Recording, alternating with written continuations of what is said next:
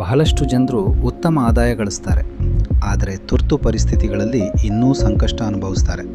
ಯಾಕೆ ಗೊತ್ತಾ? ಅವರ ಬಳಿ ಇಮರ್ಜೆನ್ಸಿ ಫಂಡ್ ಇರುವುದಿಲ್ಲ.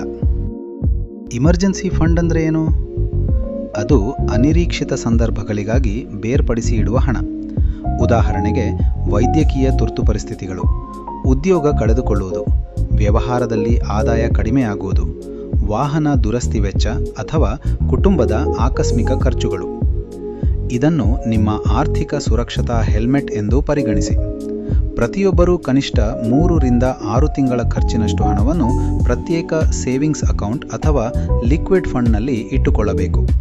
ಉದಾಹರಣೆಗೆ, ನಿಮ್ಮ ತಿಂಗಳ ಖರ್ಚು 50,000 ರೂಪಾಯಿ ಇದ್ದರೆ ನಿಮ್ಮ ಇಮರ್ಜೆನ್ಸಿ ಫಂಡ್ ಸುಮಾರು 1.5 ಲಕ್ಷ ರೂಪಾಯಿಯಿಂದ 3 ಲಕ್ಷ ರೂಪಾಯಿಯವರೆಗೆ ಇರಬೇಕು.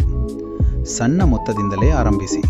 ಪ್ರತಿದಿನ 100 ರೂಪಾಯಿ ಅಥವಾ 500 ರೂಪಾಯಿ ಉಳಿಸಿದರೂ ಅದು ನಿಧಾನವಾಗಿ ಬಲವಾದ ಆರ್ಥಿಕ ಭದ್ರತೆಯನ್ನು ನಿರ್ಮಿಸುತ್ತದೆ. ಗಮನದಲ್ಲಿರಲಿ, ಇನ್ವೆಸ್ಟ್ಮೆಂಟ್ಸ್ ನಿಮ್ಮ ಸಂಪತ್ತನ್ನು ಹೆಚ್ಚಿಸುತ್ತವೆ, ಆದರೆ ಇಮರ್ಜೆನ್ಸಿ ಫಂಡ್ ನಿಮ್ಮ ಸಂಪತ್ತನ್ನು ರಕ್ಷಿಸುತ್ತದೆ.